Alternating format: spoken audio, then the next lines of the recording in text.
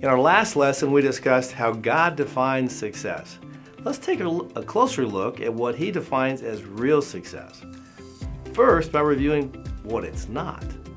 Real success is not somewhere you get. It's not a destination. It's a way of life. Real success is not the accumulation of things, but the relationships we have. Real success is not something you have, but values you live. Real success is not self-focused. It's other-focused. It's not easy and it's not natural. Don't misunderstand me. There is nothing wrong with worldly success. God used many wealthy, successful, good people throughout the Bible to do His work and to do His will. You can be a godly person and still own a successful business. What matters is when the two conflict.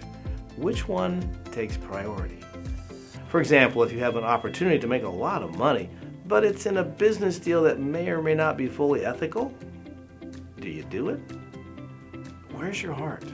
In Matthew 6, Jesus warns that no one can serve two masters, for you will hate one and love the other, or you'll be devoted to one and despise the other. You can't serve God and be enslaved to money. He gets back to the principle of putting first things first, letting everything else fall into place. Who's in charge in your life?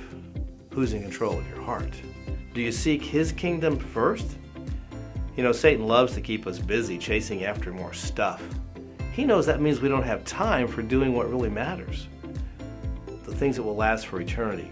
Jesus tells us in Matthew 16, "And what do you benefit if you gain the whole world but lose your own soul?" Is anything worth more than your soul? The key is to figure out a balance, to evaluate what you're chasing and why. Where is your focus?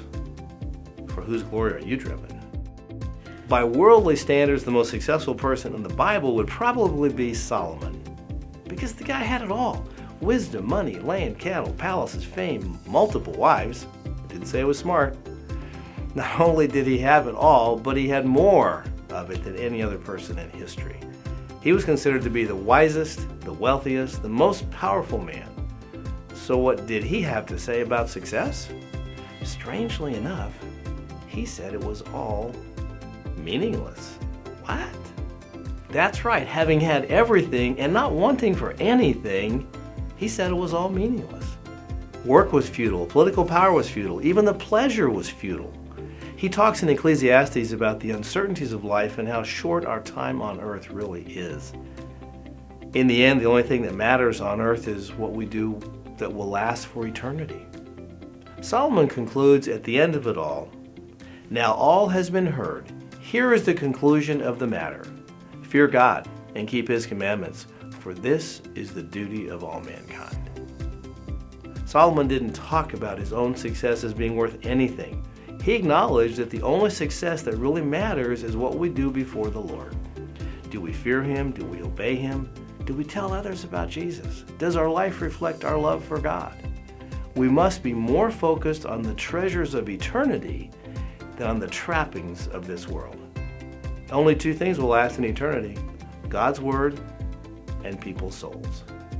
Think about that as you go throughout the day and ask yourself, what really matters to you? Earthly success or eternal success?